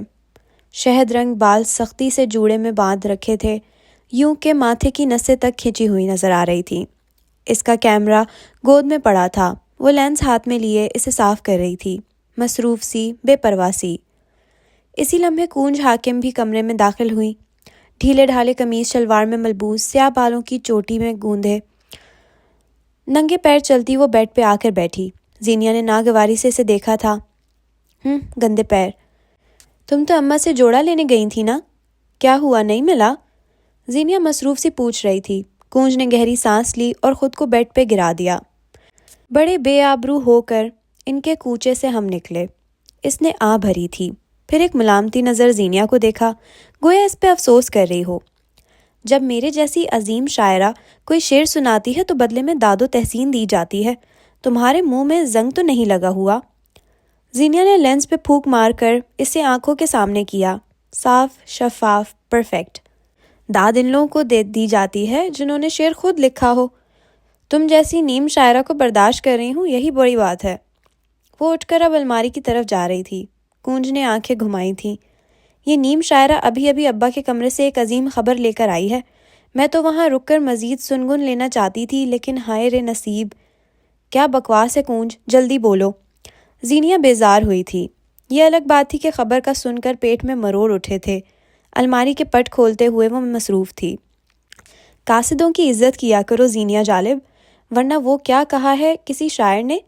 اس نے ہاتھ اٹھا کر شعر پڑھنے کا سماع باندھا ہی تھا کہ زینیہ گھورتی نظروں پہ دونوں ہاتھ سرنڈر کرنے کے انداز میں اٹھائے۔ گو کہ میرے اندر کی شاعرہ کو تمہاری یہ بد اخلاقی پسند نہیں آئی، لیکن پھر بھی بتائے دیتی ہوں۔ عبداللہ کا پیغام آیا تھا۔ ایک لمحے کے لیے زینیہ سانس نہیں لے سکی، اتنی زور سے دل دھڑکا تھا کہ کانوں تک آواز آئی تھی۔ اس کے حرکت کرتے ہاتھ ساکت ہو گئے، آنکھیں پتھر آ گئیں۔ کیا ڈھونڈ رہی تھی، کیا ملا تھا، کچھ یاد نہیں رہا۔ سارا وجود کان بن گیا، رواں رواں سننے کو بےتاب ہوا۔ وہ کہتا ہے وہ نہیں آئے گا۔ زینیہ کے دل کو دھکا سا لگا تھا۔ کونج کہہ گئی، وہ کہتا ہے کہ انتظار میں بیٹھی رہے، پھر چاہے بال سفید ہو جائیں اور دانت جھڑ کر گریں۔ سندھی اور بلوچی قوم میں جب کسی وجہ سے کوئی مرد اپنی منگ سے شادی نہ کرتا ہو تو اس کا رشتہ کہیں اور نہیں کیا جاتا۔ اس کا منگیتر اس کے بارے میں اسی طرح کے الفاظ کہتا ہے۔ اس نے کہا ہے کہ اگر تمہارے بارے میں کسی اور کا سوچا بھی تو وہ چھوڑے گا نہیں، چاہے تم اس کے نام پہ مر جاؤ، لیکن بیٹھی رہو۔ زینیہ کے پیر تھک رہے تھے، شدت سے دل چاہا تھا ایک پل کو بیٹھ جائے، گر جائے۔ عبداللہ اس کی توانائی سلب کر رہا تھا۔ عبداللہ نہیں آئے گا زینی۔ اب کے کونج کا لہجہ مختلف تھا، اس کے لہجے میں یاسیت تھی۔ زینیہ چپ رہی، خاموش، ایک آنسو بھی اس کی آنکھ سے نہیں گرا، سارے دل پہ جو گرے تھے۔ ابا نے اس کے بڑوں سے بات کی ہے۔ زینی ابا بہت منت کر رہے تھے، مجھے ابا کے لیے دکھ ہوا، وہ اپنی روح میں کہے جا رہی تھی، جبکہ ابا کے نام پہ زینیا کو لگا تھا جیسے کسی نے اس کے جسم میں برچی گھسیڑ دی ہو۔ بس کوئی اس کے ابا کو کچھ نہ کہے۔ عبداللہ نے کیا کہا؟ اس کی آواز میں کوئی لرزش نہیں تھی۔ وہ اب بھی کمر سیدھی کیے کھڑی تھی، گردن سیدھی تان رکھی تھی۔ بس ایک دل تھا جو 1,000 بار ٹوٹ کر جڑا تھا۔ اس نے کیا کہنا ہے؟ بس یہی کہا جو ابھی بتایا، اور تو کوئی بات نہیں کی۔ ابا رو رہے تھے زینی، مجھے ابا کے لیے دکھ ہوا ہے۔ اس کی سوئی ایک ہی جگہ اٹکی تھی، اور یہاں زینیا حاکم کو لگا تھا جیسے اس کا دل سینے میں ہی پھٹ گیا ہو۔ ابا روئے تھے؟ اس کے ابا روئے تھے؟ تم اب خود کو تیار کر لو زینی، ابا تمہارا رشتہ بلاد سے کر دیں گے۔ عبداللہ اب نہیں آئے گا، اس کا انتظار بیکار ہے۔ زینیا چند لمحے سرخ ہوتی آنکھوں سے اسے دیکھتی رہی۔ جی میں تو آیا تھا کہ اپنی ہی بہن کا منہ نوچ لے، لیکن وہ بس چبا چبا کر چند لفظ ہی کہہ سکی تھی۔ اس کی آواز میں غراہٹ تھی، کاٹ تھی۔ عبداللہ آئے گا، اور ضرور آئے گا۔ اسلام آباد۔ میں جاؤں گا، اور ضرور جاؤں گا۔ مہدی کی آواز پہ کمبیر محل کے ڈائننگ ہال میں خاموشی چھا گئی تھی۔ سربراہی کرسی پر بیٹھا کیس اور اس کے دائیں طرف بیٹھے اس کے دونوں چچا خاموش ہو بیٹھے تھے۔ شاہانہ طرز کے ڈائننگ ہال میں 2 ہی رنگ استعمال ہوئے تھے، سفید سنہری رنگوں کا یہ امتزاج ایک شاہی تاثر دیتا تھا۔ کرسیاں سفید تھیں تو ان پہ ہوا کام سنہری، برتن سفید تھے تو ان پہ بنے نقش نگار سنہری چھت سے لٹکتا جھومر کورا سفید تھا، اور اس سے لٹکتے کرسٹل بالز سنہری، جن پہ سفید روشنی بھی پڑتی تو وہ اپنا رنگ نہیں بدلتے تھے، اور اس وقت ان کا سنہری رنگ مہدی کے چہرے پہ پڑ رہا تھا۔ آخر گوادر ہی کیوں؟ رکھا کیا ہے وہاں؟ ایسے بھی کوئی سیاحتی مقام نہیں ہے وہاں؟ بختیار کے لہجے میں ناپسندیدگی تھی۔ انیسہ خاموشی سے اپنی پلیٹ میں چمچ ہلا رہی تھی۔ بات سیاحتی مقامات کی نہیں ہے، بس شوق ہے میرا، وہاں کا سمندر دیکھنا چاہتا ہوں۔ یا پھر تم انتقام لینے جا رہے ہو؟ کیس کی ٹھنڈی آواز پہ مہدی کا دل سن ہو گیا تھا۔ وہ کیوں تھا آخر اتنا ذہین؟ میں انتقام پہ نہیں یقین رکھتا، معاف کر کے آگے بڑھ جاتا ہوں۔ اس نے بات سمیٹنی چاہی، البتہ چہرے پہ سایہ سا لہرایا تھا۔ پلیٹ میں چلتا کانٹا چمچ تیزی سے چلنے لگا۔ اس سے بڑا انتقام اور کیا ہو سکتا ہے؟ ساری زندگی اگلا انسان گلٹ میں رہے کہ اس نے ایک ایسے شخص کا دل دکھایا جو اسے کنفرنٹ بھی نہیں کرنا چاہتا۔ تم کتنے ہاربل ہو مہدی، کیس تعصب سے بولا تھا۔ مہدی نے سر جھٹکا۔ میں لوگوں سے لڑ جھگڑ کر وقت اور تعلق کی عزت برباد نہیں کرتا۔ کسی وقت میں ہم ساتھ تھے، دوست تھے، اور اب کیا کروں اگلے انسان کو ذلیل؟ وہ پلیٹ میں جلدی جلدی چمچ چلا رہا تھا۔ اسے یہاں سے جانا تھا، فوراً جانا تھا۔ وہ دونوں بول رہے تھے اور گھر کے بڑے بس منہ سیے انہیں دیکھ رہے تھے۔ کون کچھ کہے، اور اگر کہے بھی تو کون کچھ سن لے۔ ذلیل کرو کیونکہ وہ اس لائق ہے۔ جو کچھ اس نے کبھی تمہارے ساتھ کیا ہے وہ غلط تھا، اور تم اس کے ساتھ ویسا ہی کرو، لیکن تم ایسا نہیں کرتے، کیس صفاقی سے کہہ رہا تھا۔ تم اگر سامنے والے کو کنفرنٹ کرو گے تو جانتے ہو حساب برابر ہو جائے گا۔ تم گلٹی ہو اور چاہتے ہو کہ لوگ بھی تمہارے سامنے گلٹی رہیں۔ قاتل۔ آخری لفظ میں حقارت تھی۔ مہدی کی آنکھیں سرخ ہونے لگی تھیں۔ وہ ضبط کیے بیٹھا رہا۔ کیس نے نیپکن سے اپنے ہاتھ صاف کیے اور اٹھ کھڑا ہوا۔ تمہاری وجہ سے آج ایک بار پھر میرا کھانا حرام ہوا، مبارک ہو۔ طنز، استہزاء، حقارت۔ جب کیس مہدی سے بات کرتا تھا یہ سب لفظوں میں خود ہی گھل جاتے تھے۔ وہ پلٹ گیا تو انیسہ نے بھی اپنا چمچ پلیٹ میں پٹخا۔ آنکھوں میں تنفر تھا۔ اس نے اپنے باپ کو ایک نظر دیکھا۔ یہ ہے آپ کا عظیم محل جہاں آنے سے میرے اندر تھکن اتر جاتی ہے۔ تھینک یو سو مچ ابا، میری ایک اور رات خراب کرنے کے لیے۔ بیزار اکھڑا لہجہ۔ مقصود اپنی ویل چیئر کا بٹن دباتے ہوئے چلے گئے تھے۔ اب پیچھے بس 2 لوگ رہ گئے تھے، بختیار اور مہدی۔ کیوں مہدی؟ تم آخر کیوں ایسا کرتے ہو؟ تمہیں کیس پہ ترس نہیں آتا؟ اب کیا بچا ہے جو اس سے چھین لوگے؟ مہدی نے زخمی نظروں سے انہیں دیکھا تھا۔ وہ کہنا چاہتا تھا کہ بچا تو اس کے پاس بھی کچھ نہیں، کیس کے پاس آپ ہیں، میرے پاس تو آپ بھی نہیں، لیکن کہنا اتنا آسان کہاں ہوتا ہے۔ اگلی بار ایسا کچھ نہیں ہوگا، اس نے بمشکل کہا۔ اسے عادت تھی ہر الزام اپنے سر لینے کی۔ اسی لمحے اس کا فون بجا تھا، غیر شناسا نمبر۔ خیر یہ اس کے لیے کوئی نئی بات نہیں تھی۔ وہ کال اٹینڈ کرتے ہوئے اٹھ گیا تھا۔ سفید سنہری ڈائننگ ہال اپنی ناقدری پہ ماتم کنا تھی۔ بلوچستان گوادر۔ زینیا اپنے کمرے سے ننگے پیر باہر آئی تھی۔ اس کے چہرے پہ وحشت سی تھی، آنکھیں سرخ پڑ رہی تھیں، گردن کی نسیں تک باہر کو ابھر رہی تھیں، دل گویا سینے میں ہی زخم ہوا تھا۔ برآمدے میں ہی واقع ابا کے کمرے سے چند آوازیں بلند ہو رہی تھیں۔ وہ دبی دبی آواز میں غرا رہے تھے۔ زینیا بغیر دیکھے بھی جانتی تھی اس کی اماں خوف اور ادب سے منہ سیے کھڑی ہوں گی۔ ابا کی بلند آواز زینیا کو باہر تک آ رہی تھی۔ 23 سال کی ہو گئی ہے زینیا، اب تک گھر پہ بٹھا رکھا ہے میں نے، صرف اس آسرے میں کہ ایک دن وہ آئے گا اور اپنی منگ سے شادی ضرور کرے گا۔ اب کیا کروں؟ ہاں بتاؤ مجھے، کیا کوئی طریقہ بچا ہے؟ کیا ہے کوئی آسرا؟ ان کا لہجہ بے حد سخت تھا۔ کیا پتہ وہ آ جائے، تھوڑا انتظار کر لیتے ہیں، اماں کی ہلکی آواز آئی تھی۔ جہنم میں گیا انتظار، وہ پوری قوت سے دھاڑے تھے۔ دروازے کے پر کھڑی زینیا بھی سہم گئی تھی۔ اب میری بیٹی کی شادی وہیں ہوگی جہاں میں چاہوں گا، بلاد سے ہوگی اس کی شادی۔ الفاظ زہر کی طرح زینیا کے سارے جسم میں اتر رہے تھے۔ وہ سبز پڑ رہی تھی، سانس قطرہ قطرہ باہر نکل رہی تھی۔ کون کہتا ہے سانسوں کی ڈور ٹوٹ جانا ہی موت ہوتی ہے؟ زینیا حاکم کا سفید پڑتا چہرہ نری موت تھا۔ عبداللہ اس سے موضوع گفتگو بنا رہا تھا۔ اگلے مہینے آئے گی میری بہن اور نکاح پڑھوا کر جائے گی۔ اس کے اگلے دن ہم وہاں جائیں گے اور بشر کا نکاح ہوگا۔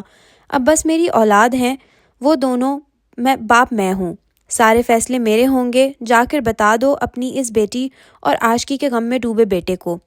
بشر نہیں مانے گا، آپ ایک بار نہیں مانے گا تو مناؤ۔ 28 سالہ بیٹے کو لڑکی کے جوگ میں بیٹھے رہنے نہیں دوں گا اب۔ ان کا لہجہ اب بھی سخت تھا، حتمی تھا۔ اور عبداللہ، اس کا کیا؟ برادری کا کیا؟ زینیا منگ ہے کسی کی، آپ ایسے کیسے اس کی شادی کریں گے؟ صاف ظاہر تھا کہ اماں عبداللہ کے حق میں ہے۔ باہر کھڑی زینیا پل پل مر رہی تھی۔ کاش عبداللہ یوں اس کو موضوع نہ بناتا، کاش وہ واپس آ جاتا۔ سب کو دیکھ لوں گا میں، عبداللہ کو بتائے گا کون؟ اور ویسے بھی عبداللہ نہیں آئے گا۔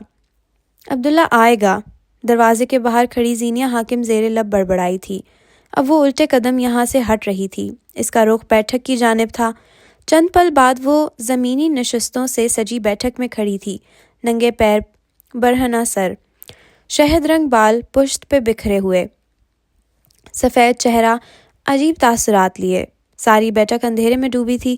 زینیا کے چہرے پہ کھڑکی سے آتی چاند کی روشنی پڑ رہی تھی۔ یہ کمرے میں واحد روشنی تھی۔ چھوٹی سی میز پہ ٹیلی فون رکھا تھا۔ یہ پہلی بار تھا جب وہ اس ٹیلی فون کے قریب آئی تھی۔ یہ ابا کی ملکیت تھی۔ یہاں بس عبداللہ کی طرف سے پیغام آیا کرتا تھا، یہاں ابا کے بھائیوں کے پیغام آیا کرتے تھے۔ یہ کونا گھر کا حصہ تھا، لیکن آج تک خطا غیر تھا۔ آج تک وہ اونچے قد والی لڑکی یہاں آنے کی جرت نہیں کر سکتی تھی۔ اس کے قدم آج تک اس طرف نہیں اٹھے تھے، یا پھر شاید آج تک وہ خود کو اتنا گرا نہ سکی تھی۔ گہری گھمبیر خاموشی، چاند کی ذرا سی روشنی اور گہرا اندھیرا، ان سب کے درمیان اس نے آہستگی سے ہاتھ بڑھا کر کریڈل پہ پڑھا فون اٹھایا تھا۔ ریل گھمائی، دل دھڑکا تھا، ہاتھ لرزے تھے، امیدوں کا دھیان نئے سرے پہ پھڑپڑا گیا۔ گھنٹی جا رہی تھی۔ اس پہر، اس لمحے زینیا حاکم کے لیے ساری دنیا سن ہو گئی تھی۔ کال مل گئی تھی۔ ایک بھاری مردانہ آواز اس کے کانوں سے ٹکرائی۔ زینیا بے اختیار اپنے دل کے مقام پہ ہاتھ رکھا تھا۔ اس نے کئی سال اس آواز کو سننے کے لیے اپنی سماعتیں برقرار رکھی تھیں۔ وہ فون کان سے لگائے کھڑی تھی۔ دوسری طرف کوئی مرد تھا جو اس سے بلوچی زبان میں سوال کر رہا تھا۔ زینیا کی زبان سے کوئی لفظ ادا نہیں ہو سکا۔ وہ کئی لمحے ساکن کھڑی رہی۔ الفاظ اس وقت کوئی حیثیت نہیں رکھتے تھے۔ اسے سمجھ نہیں آیا اس پہر، اس لمحے کون سا معتبر لفظ کہے۔ یہ گفتگو ایک عرصے سے ٹالی گئی تھی، نہ جانے مزید کتنا عرصہ ٹالی جائے گی۔ یہ گفتگو روح کو چاشنی بخشے گی یا حلق میں زہر انڈیلے گی۔ کافی دیر بعد بڑی دقت اور مشکل سے چند الفاظ اس کی زبان سے پھسلے تھے۔ عبداللہ۔ یہ محض نام نہیں تھا، ایک پکار تھی جس میں صدیوں کی پیاس تھی۔ عبداللہ۔ اس نے آنکھیں بند کر کے ایک بار پھر پکارا۔ کئی لمحے، کئی ساعتیں وہ بس اس لمحے کو محسوس کیے گئی۔ وہ اس احساس کو جذب کرنا چاہتی تھی کہ زینیا حاکم عبداللہ سے مخاطب ہے۔ کئی سالوں سے تمہارا انتظار کیا ہے۔ اس کی آواز میں لرزش تھی، دوسری جانب مرد نے کچھ کہنا چاہا۔ کچھ مت بولنا، آج بس سنو عبداللہ، وہ بھاری ہوتے گلے کے ساتھ کہہ رہی تھی۔ یہ گفتگو اس کی روح تھکا رہی تھی، اس کے قدم لرز رہے تھے۔ جب سے ہوش سنبھالا تمہارا نام اپنے نام کے ساتھ سنا، اتنی عادت ہو گئی کہ اب چھوٹ نہیں رہی۔ اس کے لہجے میں روانی آ رہی تھی، چاند کی روشنی میں اس کی سنہری آنکھیں چمک رہی تھیں۔ وہ فون ہاتھ میں پکڑے کھڑی تھی، دوسری جانب خاموشی تھی۔ میرا قد خاندان کی ساری لڑکیوں سے اونچا ہے، لیکن اماں کہتی ہیں جب عبداللہ میرے ساتھ ٹھہرے گا تو وہ زیادہ اونچا لگے گا۔ میں نے تمہارے ساتھ کھڑے ہونے کا انتظار کیا ہے عبداللہ۔ اس کی آواز میں نمی گھل رہی تھی، دل باری ہو رہا تھا، ہاتھ لرز رہے تھے۔ دوسری طرف موجود مرد خاموش رہا۔ میں بہت خوبصورت ہوں، سب کہتے ہیں، لیکن سب کہتے ہیں عبداللہ مجھ سے زیادہ خوبصورت ہے۔ میں نے تمہارے ساتھ کھڑے ہو کر خود کو دیکھنے کا انتظار کیا ہے۔ میں نے انتظار کیا کہ تم خود اعتراف کرو گے کہ تمہاری عورت زیادہ خوبصورت ہے۔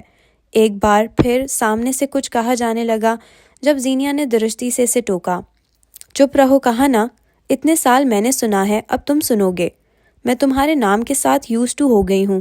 میرا نام آئے گا تو عبداللہ ساتھ ضرور آئے گا، یہ یقین رکھا ہے۔ تم میرا کمفرٹ بن گئے ہو۔ میں تمہارے بغیر کسی کا سوچوں تو ایسا لگتا ہے جیسے کوئی غیر ضروری شے دائرے میں آ گئی ہو۔ وہ رکی تھی ایک پل کے لیے، آنکھیں بھر رہی تھیں۔ میں نے تمہارے ساتھ وفاداری نبھائی ہے اتنے سال، اب تمہیں چاہیے کہ تم میرا مان رکھو۔ چند پل کے لیے دونوں طرف خاموشی چھا گئی۔ چاند کی گرتی ہوئی روشنی، گھروں کا سکوت ان دونوں کے بولنے کا منتظر رہا۔ پھر اس کے لبوں سے بے حد آزردگی سے چند الفاظ نکلے تھے۔ آ جاؤ عبداللہ، اس نے گویا اپنی انا پہ پیر رکھ کر کہا تھا۔ مجھے تمہارا انتظار ہے۔ اب کی بار دوسری طرف بھی خاموشی چھا گئی تھی۔ چاند کی روشنی میں نہائی کھڑی لڑکی اس کے بولنے کی منتظر تھی۔ تمہاری آواز بہت خوبصورت ہے، وہ بڑے مزے سے بولا تھا۔ زینیا خاموش رہی۔ تم کون ہو؟ مرد نے سوال کیا تھا۔ جسے تم اپنے نام پہ بٹھا کر گئے ہو، جس نے تمہارے نام کے ساتھ وفاداری کی ہے۔ اس کا لہجہ، اس کا اعتماد، وہ کسی بھی مرد کو اپنا بسمل کر سکتی تھی۔ چند پل دوبارہ خاموشی چھا گئی۔ شاید وہ مرد زینیا کے الفاظ جذب نہیں کر پا رہا تھا۔ میں نے سنا تھا خاندان کی لڑکیاں بہت حیا والی ہوتی ہیں، بلا ضرورت مردوں سے بات نہیں کرتی۔ اس نے چوٹ لگائی تھی۔ میں نے سنا تھا خاندان کے مرد بہت غیرت والے ہوتے ہیں، اپنے نام سے جڑی لڑکی کا نام کسی اور کے ساتھ نہیں سن سکتے۔ کہا نا، سچ کہاں ہوتا ہے عبداللہ؟ اس نے استضاء سے سر جھٹکا تھا۔ اسے یہ نام لینا بہت پسند تھا، نہ جانے کیوں مانوسیت سی محسوس ہوتی تھی۔ دوسری جانب ایک بار پھر خاموشی، شاید وہ ٹھہر ٹھہر کر بات کرتا تھا۔ کیا تم نے واقعی میرا انتظار کیا ہے؟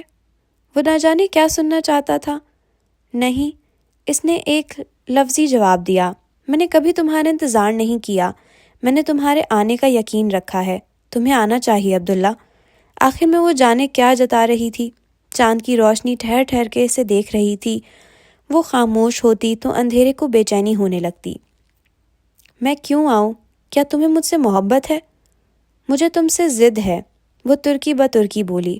اگر تم کہتی تمہیں مجھ سے محبت ہے تو شاید مجھے زیادہ مزہ آتا۔ وہ جیسے مایوس ہوا تھا۔ زینیا نے آنکھیں بند کر لیں، آنسو اس کی آنکھوں سے نکلنا چاہتے تھے۔ فون کان کی دوسری طرف موجود تھا۔ انسان اس کے بس میں تھا کہ آنسوؤں کو خوشی کے آنسوؤں میں بدلے۔ آ جاؤ عبداللہ، اس نے انا پہ پیر رکھ کر ایک بار پھر پکارا تھا۔ میرے انتظار میں بیٹھ کر بوڑھی ہو جاؤ تب بھی نہیں آؤں گا۔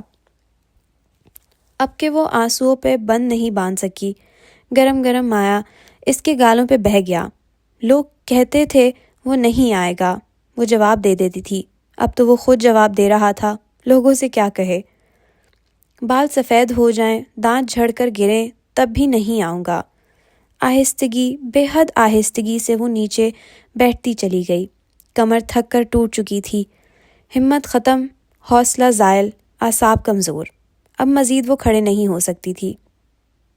عبداللہ، صرف عبداللہ اسے توڑ دیتا تھا۔ عبداللہ اسے رلا رہا تھا۔ تمہیں مجھ سے ضد ہے تو اسی ضد میں جل کر مرو۔ عبداللہ تمہارے لیے کبھی نہیں آئے گا۔ وہ رو رہی تھی، بری طرح رو رہی تھی۔ عبداللہ اسے اسی طرح رلاتا تھا، صرف وہی اس کی باتیں، اس کا انتظار ہی رلاتا تھا۔ زینیا نے فون کو ہاتھ میں اونچا پکڑ کر ہوا میں بلند کیا اور ایک ہاتھ منہ پر رکھ کر ہچکیوں سے رونے لگی۔ گھٹی گھٹی سسکیاں فون کے اس پار اس مرد کو سنائی دے رہی تھیں۔ نہ جانے کیوں اسے تسکین نہ ملی۔ کافی دیر تک وہ اسی طرح خاموش آنسو بہاتی رہی۔ کافی دیر تک وہ بچوں کی طرح بلک بلک کر روتی رہی۔ کئی لمحوں بعد اس نے اپنی نم آنکھیں رگڑ کر صاف کی تھیں۔ چند پل بعد اس نے ٹیلی فون ایک بار پھر کان پہ رکھا۔ آنکھیں سرخ تھیں، متورم سوجی ہوئی۔ میں نے اپنی انا پہ پیر رکھ کر تمہیں بلایا تھا۔ اب کہ اس کی آواز میں نہ دکھ تھا نہ لرزش، بس آنکھیں سرخ تھیں، روئی روئی سی۔ میں نے ساری زندگی تم سے وفاداری نبھائی، تمہارا نام سنا، اپنا سمجھا۔ وہ بول رہی تھی اور فون کے دوسرے پار کوئی بڑی ہی دل جمی سے اسے سن رہا تھا۔ تمہیں نہیں دیکھا تو کسی کو نہیں دیکھا، تمہیں نہیں سنا تو کسی کو نہیں سنا، لیکن تم نے مجھے عرش سے اٹھا کر فرش پہ پھینکا ہے۔ اب مجھے ضد ہے کہ ساتھ تم سے نفرت بھی ہے۔ خدا کی قسم عبداللہ، میں تمہیں مر کر بھی معاف نہیں کروں گی۔ تم اتنی مضبوط نہیں ہو جتنی بنتی ہو، سفاک ظالم تبصرہ۔ میں ذرا بھی مضبوط نہیں ہوں، میں ڈھیٹ ہوں عبداللہ۔ میں ان لڑکیوں میں سے نہیں ہوں جو ایک مرد کے آسے پر بیٹھے بیٹھے خود کو تباہ کر لیں گی۔ مجھ پہ سب سے زیادہ حق میرا ہے۔ میں اب کبھی تمہارا انتظار نہیں کروں گی۔ اب آؤ گے تب بھی تمہارے لیے نہیں ہوں گی۔ وہ اسے جتا چکی تھی۔ تمہاری آواز بہت خوبصورت ہے، تم بس… مزید کچھ بھی سنے بغیر زینیا نے کال کاٹ دی تھی۔ دل یکدم خالی ہو گیا تھا، روح پہ گہرے زخم لگے تھے۔ عبداللہ نہیں آئے گا، اس نے خود سے دہرایا اور اٹھ کھڑی ہوئی۔ آنکھیں سرخ تھیں، جسم نکاہت زدہ، دل ٹوٹ کر کرچی کرچی ہوا تھا، لیکن وہ اب نارمل تھی، نارمل رہنا تھا۔ اسے کمرے میں جا کر اپنی بہن کا سامنا جو کرنا تھا، اپنا زوم وہ توڑ نہیں سکتی تھی۔ عبداللہ اب نہیں آئے گا، وہ خود سے دہراتی ہوئی باہر جا رہی تھی۔ اجلی چاندنی خالی بیٹھک یا سیٹ سے اسے جاتے دیکھتے رہے۔ کاش وہ اتنی ہی مضبوط ہوتی جتنی نظر آتی تھی۔ اپنے کمرے کی طرف جاتے ہوئے اس کا ٹوٹا دل، نم آنکھیں اور لرزتا لہجہ بس ایک ہی سطر دہرا رہے تھے، عبداللہ نہیں آئے گا۔ اسلام آباد۔ یہ چند دن بعد کا ذکر ہے۔ مہدی کمبیر کا نیلا روشنی والا کمرہ بکھرا ہوا تھا۔ بیڈ کے اوپر 2 بیگ کھلے پڑے تھے، دونوں سرمئی تھے۔ وہ ملازم اس کی کلوزٹ سے کپڑے، جوتے، سامان لا کر رکھ رہے تھے۔ وہ بیڈ پہ بیٹھا تھا، ہر دوسری چیز کو سرخ جھنڈی دکھاتا ہوا۔ اسے کوئی چیز اپنے مطلب کی لگ ہی نہیں رہی تھی۔ اوور سائزڈ سیاہ گول گلے والی شرٹ کے نیچے بھورا سلیکس پہن رکھا تھا۔ بال بے ترتیب تھے، سبز آنکھیں اس وقت بیزار معلوم ہوتی تھیں۔ وہ 1 ہفتے سے گھر پہ تھا اور اب اس کی بس ہو چکی تھی۔ گھر اسے یوں ہی بیزار کیا کرتے تھے۔ دفعتاً دروازے پہ دستک ہوئی، ہلکی باوقار دستک۔ مہدی کے موبائل پہ ٹائپنگ کرتے ہاتھ ایک پل کو رک گئے تھے۔ اس نے چہرہ اٹھا کر دیکھا۔ وہ سامنے سے آ رہا تھا، سرمئی ڈنر سوٹ، سیاہ چمکدار بوٹ، اچھے سے جمے ہوئے بال۔ اس کی گندمی رنگت کمرے کی مدھم روشنیوں میں ہلکی سانولی لگ رہی تھی۔ وہ قدم قدم چلتا ہوا آیا اور مہدی کو ایک بھرپور نظر دیکھا۔ دوسری نظر ہاتھ میں سامان پکڑے ملازمین کو دیکھا۔ وہ اس کا اشارہ سمجھتے ہوئے باہر نکل گئے تھے۔ کپڑے بیڈ پہ چھوڑ گئے۔ کیس نے 2 قدم مزید لیے اور پھر بیڈ پہ آ بیٹھا۔ زمین کی طرف جھکا ہوا بیڈ اسے خاص پسند نہیں تھا۔ تو تم ایک بار پھر جا رہے ہو، حالانکہ میں نے تمہیں منع کیا ہے۔ وہ بولتے ساتھ اس کی شرٹ سلیقے سے تہہ کر کے بیگ میں رکھ چکا تھا۔ مہدی اب خواہ موبائل کے بٹن دبا رہا تھا۔ صاف ظاہر تھا وہ ڈسٹرب ہے یا پھر نظر انداز کر رہا تھا۔ مجھے ایسا کیوں لگ رہا ہے جیسے تم میرے منہ پر تھپڑ مار کر جا رہے ہو؟ اس کی سیاہ آنکھیں کسی سیریل کلر کے جیسی لگتی تھیں۔ اس کے ہاتھ میں جینس کا بیلٹ تھا۔ وہ اسے اس انداز میں گھما رہا تھا جیسے ابھی کے ابھی مہدی کی گردن میں ڈال دے گا۔ تم زیادہ سوچ رہے ہو نائٹ میئر، میں بس کچھ دن کے لیے ملک میں ہی ٹریول کرتے رہنا چاہتا ہوں، میں گھر پہ نہیں رہ سکتا۔ مہدی نے گردن جھکا کر جواب دیا تھا۔ کیسے سے دیکھتا رہا۔ دنیا کو لگتا ہے تم ٹریول کے شوقین ہو، لیکن کیا میں انہیں حقیقت بتاؤں؟ اس کی آواز سرگوشی جیسی تھی۔ مہدی کی رنگت واضح طور پہ سفید پڑتی رہی۔ تم ایک گلٹی انسان ہو، بتایا گیا۔ تم ایک ڈرے ہوئے، ٹراماز کے مارے ہوئے، لو سیلف اسٹیم کے آدمی ہو۔ ٹریول تمہیں ایکسائٹ نہیں کرتا، ٹریول تمہیں اسکیپ دیتا ہے۔ تم بھاگ رہے ہو خود سے، کیونکہ تم ناسور ہو، کیونکہ تم زخم ہو۔ ایک ایک لفظ پہ مہدی کا دل ڈوب ڈوب کر ابھر رہا تھا۔ گردن نہیں اٹھا سکا۔ بیلٹ کیس کے ہاتھ میں تھا، لیکن مہدی کو لگ رہا تھا وہ زور زور سے اس کے گلے پہ باندھ رہا ہے۔ اس کا دم گھٹ رہا تھا۔ تمہاری سبز آنکھیں منحوسیت کی علامت ہیں، اسی لیے تم شیشہ تک نہیں دیکھتے، لیکن میں تمہارا آئینہ ہوں۔ کیس کی آواز اتنی ہلکی تھی کہ بس مہدی سن سکے، لیکن اس کا دل بھی سن رہا تھا اور نئے نئے زخم خود پہ نقش کر رہا تھا۔ میں نے اس رات تمہیں تمہاری منگیتر سے بات کرتے ہوئے دیکھا تھا۔ اب کی بار یہ وار کاری تھا۔ مہدی نے ایک جھٹکے سے گردن اٹھائی تھی۔ ششدر ہی تو رہ گیا تھا وہ۔ گردن کا پھندا اتنی زور سے کسا گیا تھا کہ مہدی کو اپنی گردن ٹوٹتی محسوس ہوئی۔ میں نے سن لیا تھا، تم نے اسے جو کچھ کہا وہ جھوٹ تھا، تمہارا اصل کچھ اور ہے، تمہارے دل میں کچھ اور ہے۔ کیسے ایک پل کے لیے بھی گویا خاموش نہیں ہونا چاہتا تھا۔ تم کتنے ہاربل ہو مہدی، تعصب سے کہا گیا۔ تم ساری دنیا کے سامنے کتنے نرم الفاظ استعمال کرتے ہو، اور اس بیچاری لڑکی کو کیا کچھ نہیں کہا تم نے، صرف اس لیے کیونکہ تم اپنا بدلہ لینا چاہتے ہو۔ تم کتنے ہاربل ہو، اس نے ایک بار پھر دہرایا۔ مہدی یوں تھا جیسے نمک کا مجسمہ جو ابھی کے ابھی ڈھہ جائے گا، جو ڈھہ جانے کو تیار بیٹھا تھا۔ ہمارے خاندان میں آج تک کسی مرد نے اپنی عورت کو گواب نہیں کیا۔ یہ لعنت بھی تمہارے حصے میں آئی، مبارک ہو۔ وہ اب اٹھا تھا۔ تم بلوچستان جاؤ یا پھر جہنم میں، لیکن واپسی پہ تمہیں زندہ آنا ہوگا۔ تم اگر مرے تو میں تمہیں مار دوں گا۔ ایک آخری تنبیہ کرتے اپنا کوٹ جھاڑتے وہ باہر نکل گیا تھا۔ اس کے عقب میں سبز آنکھوں والے لڑکے نے کرب سے آنکھیں بند کر لیں۔ دل کے گلٹس مزید گہرے ہو گئے، لیکن آج صرف گلٹ نہیں تھا، کہیں دور کسی کونے میں محبت بھی تھی۔ ہاں، اسے محبت بھی تھی۔ وہ اسے نہ نہیں کہنا چاہتا تھا۔ کاش سب کچھ ویسا ہوتا جیسا اس کا دل چاہتا تھا، لیکن دل جو چاہے وہ کہاں ہوتا ہے۔ اس نے خود کو پلنگ پہ پھینک سا دیا۔ آنکھیں جل رہی تھیں، دل دکھ رہا تھا۔ یہ گھر اس گھر میں وہ بسمل تھا، یہ گھر اس کا زخم تھا۔ اسے یہاں سے جانا تھا، فوراً جانا تھا۔ کوئی اسے یہاں سے آزاد کروائے۔ ایک دن بعد، بلوچستان گوادر۔ آج صبح ہی سے حاکم نواب کے گھر میں افراتفری کا عالم تھا۔ کونج بھاگ بھاگ کر اپنے کالج کی تیاری کرتی نظر آ رہی تھی۔ زینیہ اپنا سامان سنبھالے تیار تھی، بس ابھی بشر آئے گا اور ابھی وہ دونوں شہر کے لیے نکل جائیں گے۔ حاکم اس وقت اپنے کمرے میں آئینے کے سامنے کھڑے تیار ہو رہے تھے، سفید کاٹن کے بے شکن سوٹ میں ملبوس، بالوں کو اچھے سے جمائے وہ اپنے اوپر خوشبو چھڑک رہے تھے۔ زندگی کے اتار چڑھاؤ بھی ان کی خود سے محبت کو کم نہیں کر پائے تھے۔ اسی لمحے ان کے کمرے کے دروازے پہ ہلکی سی دستک ہوئی۔ سیاہ رنگ کے لگے میں ملبوس زینیہ حاکم دروازے پہ کھڑی تھی۔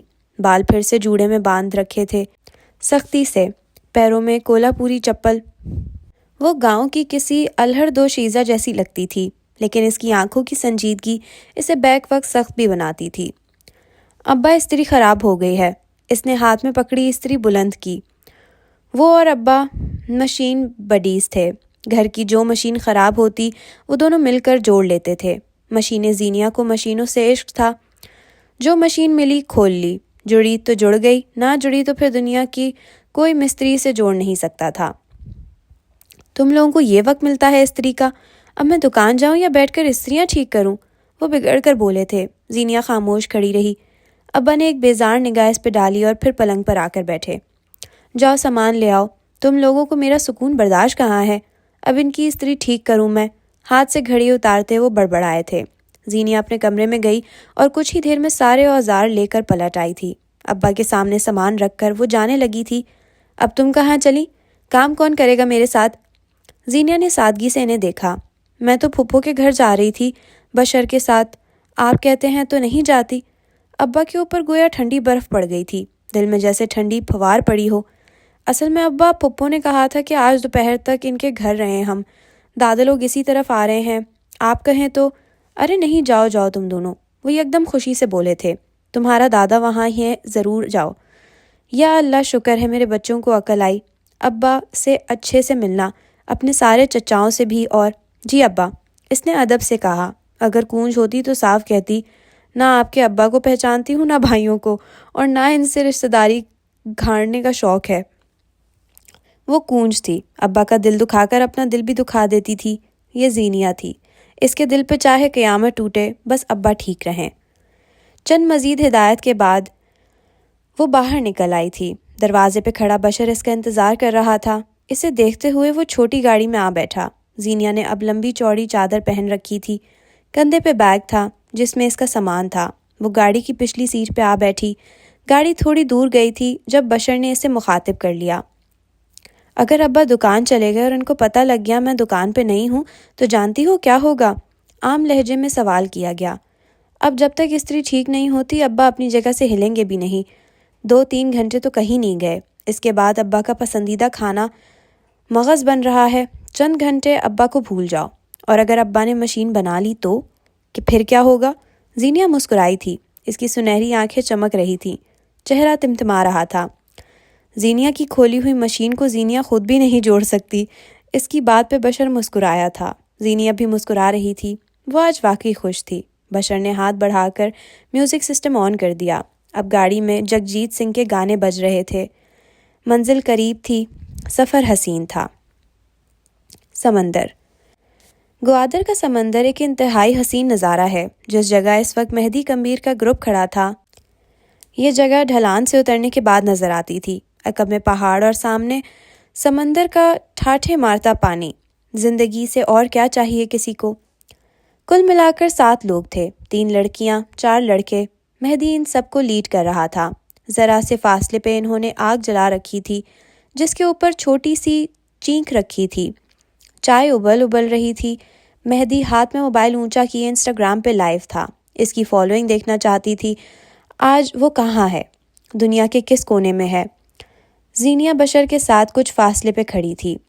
بشر ہر مشرقی بھائی کی طرح شارٹس میں کھڑے گروپ کے لڑکوں کو دیکھ کر دل ہی دل میں کلس رہا تھا۔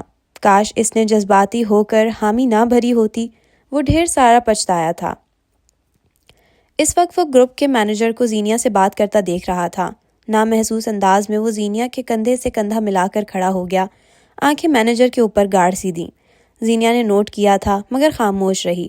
چند ہدایت کے بعد مینیجر پلٹ گیا تھا۔ زینیہ نے اب گردن موڑ کر بشر کو دیکھا۔ چہرہ دوسری طرف کر لو ادا، ورنہ آج شام تک اپنا سارا خون جلا بیٹھو گے۔ بے حد مخلصانہ مشورہ تھا۔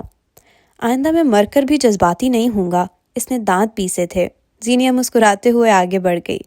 بشر اپنی جگہ کھڑا رہا، البتہ اس کی نظریں اطراف کا جائزہ لے رہی تھیں۔ ایک لڑکے کا اسکین کر رہی تھی۔ اس کی بہن یہاں تھی، وہ تو بہتے پانی پہ بھی شک کرے گا۔